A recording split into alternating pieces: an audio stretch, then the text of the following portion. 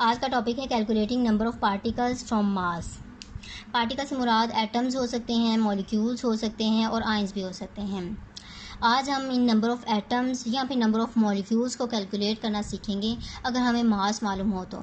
किसी भी chemical substance का अगर हमें मास मालूम है तो उस मास के अंदर कितने नंबर ऑफ़ एटम्स होंगे या उस मास के अंदर कितने नंबर ऑफ़ मॉलिक्यूल्स होंगे, ये हम कैलकुलेट कर सकते हैं अकॉर्डिंग टू फार्मूला। कैलकुलेट करने के लिए सबसे पहले हम एग्जाम्पल की हेल्प लेंगे, किस तरह से इन्हें कैलकुलेट करना है। फर्स्ट एग्जाम्पल है हमारे पास, calculate number of atoms in 9 gram of aluminium. तो इस फार्मूले के न्यूमेरिकल के अंदर सबसे पहले हम देखेंगे कि केमिकल सब्सटेंस कौन सा है।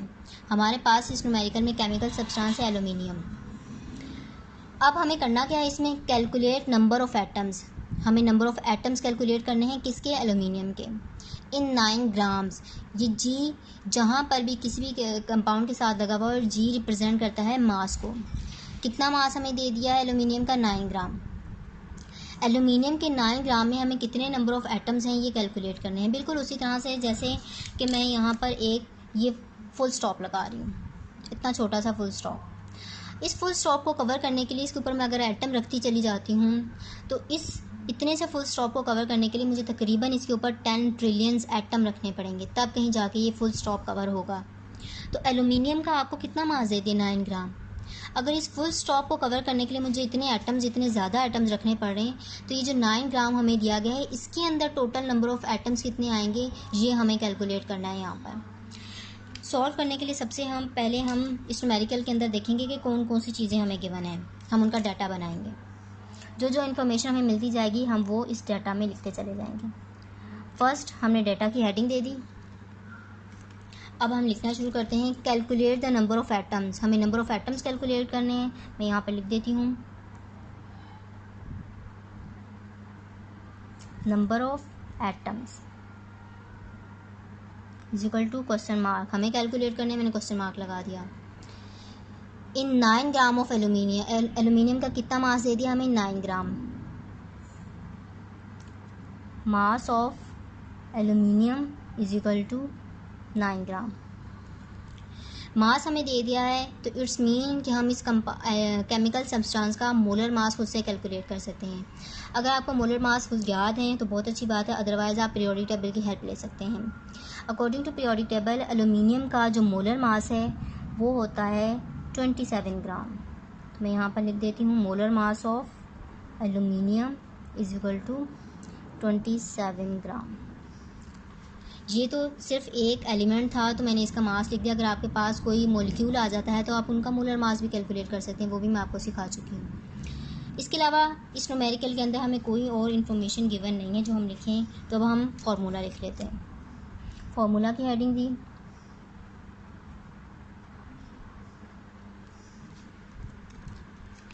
नंबर ऑफ़ एटम्स कैलकुलेट करने का फार्मूला है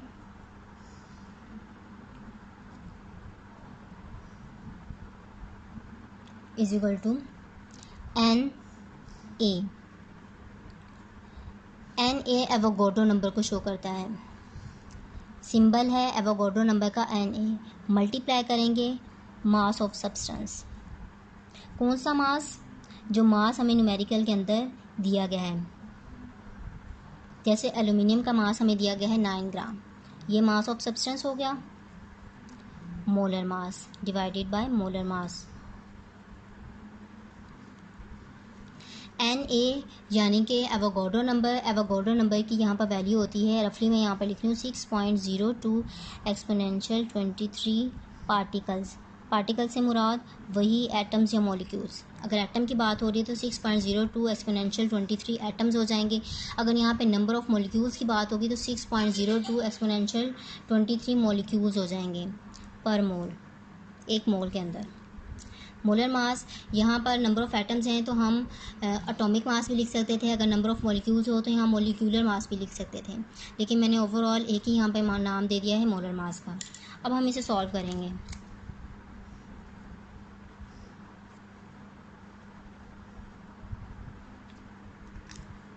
फॉर्मूला अगेन मैं नहीं लिख रही, डायरेक्टली स्टार्ट कर देते हैं सॉल्व करना। Number of atoms is equal to N A, यानी कि एवोगाड्रो नंबर क्या वैल्यू है इसकी 6.02 एक्सपोनेंशियल 23। मैं यहाँ वैल्यू लिख रही हूँ 6.02 एक्सपोनेंशियल 23। नंबर ऑफ़ एटम्स हैं तो हम यहाँ पर अब एटम्स लिखेंगे, एटम्स पर मोल, साथ साथ यूनिट लगाएंगे। मल्टीप्लाई मास ऑफ सब्सटेंस कितना आया था 9 ग्राम, हमने यहाँ पे लिख दिया 9 ग्राम, 7 यूनिट लगा दिया। Divide molar mass, molar mass कितना है इसका 27 ग्राम, लिख दिया मैंने 27 ग्राम। अब क्या करेंगे 6.02 एक्सपोनेंशियल 23 को मल्टीप्लाई करेंगे 9 के साथ और डिवाइड करेंगे फिर 27 के साथ। करेंगे किस तरह से, आप कैलकुलेटर की हेल्प लेंगे। 6.02 तो आप कैलकुलेटर में लिख लेंगे और उसके बाद आप शिफ्ट और लॉग का बटन प्रेस करेंगे तो आपके पास ये एक्सपोनेंशियल यानी कि एक्सपोनेंट की वैल्यू आ जाएगी। ये एक्सपोनेंट की वैल्यू आने के बाद आप 23 लिख देंगे। 6.02 लिखने के बाद शिफ्ट और लॉग को प्रेस करेंगे, उसके बाद आप 23 लिख देंगे, मल्टीप्लाई करेंगे 9 के साथ, डिवाइड करेंगे 27 के साथ, तो आंसर आ जाएगा आपके पास। यहाँ पर आंसर आ रहा है 2.006 एक्सपोनेंशियल 23 एटम्स। यूनिट किस तरह से मैंने लगाया है, ग्राम, ग्राम से कैंसिल आउट हो गया। मोलर मास हमारे पास होता है ग्राम पर मोल, मैं यहाँ पे लिखना भूल गई, दोबारा लिख रही हूँ ग्राम पर मोल। ग्राम ग्राम से कैंसिल आउट हो गया और यहाँ पर एटम्स के साथ मोल लगा हुआ है, ये वाला मोल इस मोल के साथ कैंसिल आउट हो गया तो हमारे पास यूनिट एटम्स आ गया। ये हमारा आंसर है।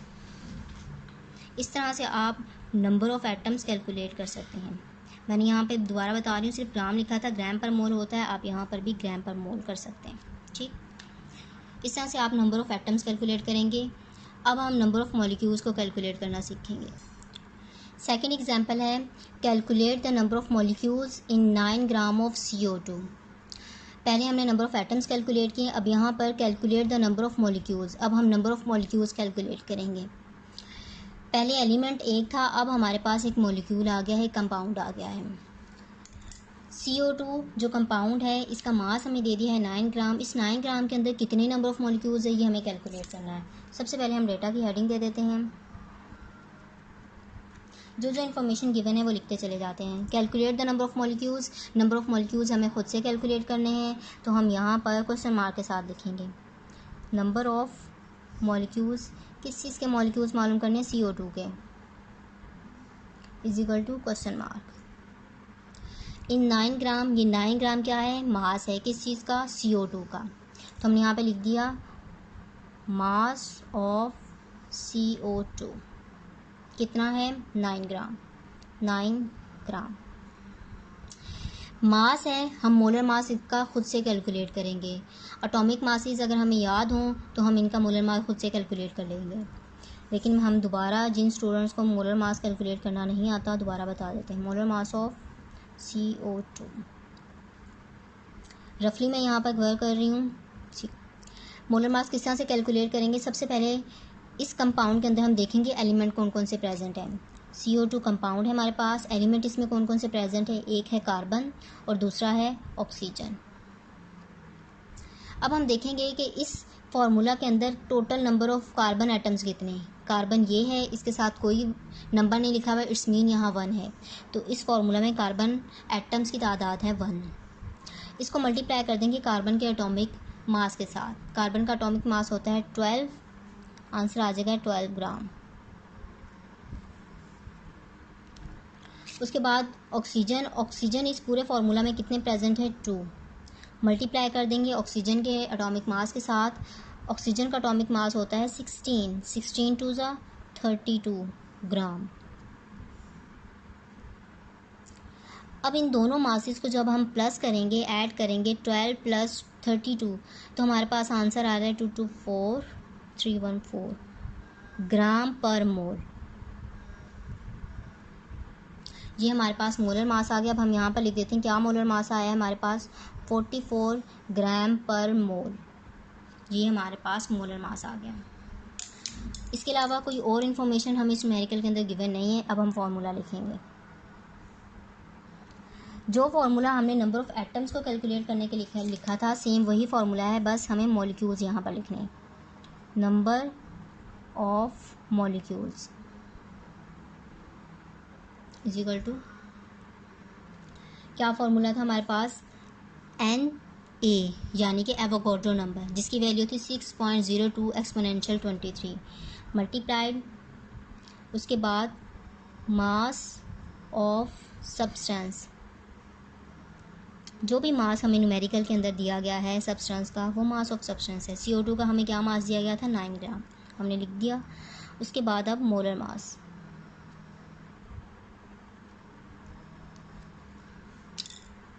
अब सॉल्व करेंगे इसे, फॉर्मूला हमने लिख दिया।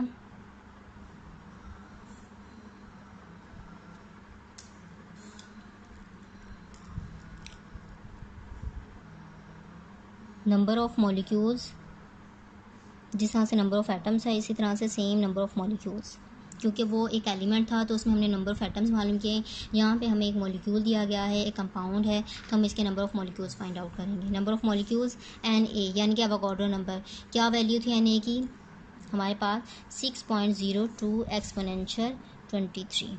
हम यहाँ पे लिख देते हैं 6.02 एक्सपोनेंशियल 23 मॉलिक्यूल्स हैं। तो अब हम यहाँ पर 7 लिखेंगे मॉलिक्यूल्स पर मोल, पूरा 7 लिख दिया मॉलिक्यूल्स पर मोल, यानी कि एक मोल के अंदर 6.02 एक्सपोनेंशियल 23 हूँ तो वह एवोगाड्रो नंबर है। मल्टीप्लाई, मास ऑफ सब्सटेंस कितना आया था, 9 ग्राम, 7 यूनिट लगाया, divided by molar mass, molar mass कितना है हमारे पास, 44 ग्राम पर मोल। अब हम 6.02 एक्सपोनेंशियल 23 मॉलिक्यूल्स को मल्टीप्लाई करेंगे 9 के साथ और फिर डिवाइड करेंगे 44 ग्राम पर मोल के साथ, तो आंसर हमारे पास आ रहा है 1.231 एक्सपोनेंशियल 23। अब हम यूनिट लगाएंगे, किस तरह से, ग्राम इस ग्राम के साथ कैंसिल आउट हो गया, ये मोल इस मोल के साथ कैंसिल आउट हो गया, रिमेनिंग यूनिट हमारे पास क्या रह गया, मॉलिक्यूल, मॉलिक्यूल्स। ये हमारे पास आंसर आ। दोबारा बता देती हूँ कि 6.02 लिखने के बाद आप अपने कैलकुलेटर में शिफ्ट और लॉग का बटन प्रेस करेंगे तो एक्सपोनेंट की वैल्यू आ जाएगी। उसके बाद आप 23 लिखेंगे, मल्टीप्लाई कर देंगे 9 के साथ, जो आंसर आएगा उसको डिवाइड करेंगे 44 के साथ, तो आपके पास आंसर आ गया 1.231 एक्सपोनेंशियल 23 मॉलिक्यूल्स। इस तरह से आप नंबर ऑफ़ एटम्स और नंबर ऑफ़ मॉलिक्यूल्स कैलकुलेट कर सकते हैं। आई होप आपको नंबर ऑफ़ एटम्स और नंबर ऑफ़ मॉलिक्यूल्स कैलकुलेट करना आ गया होगा।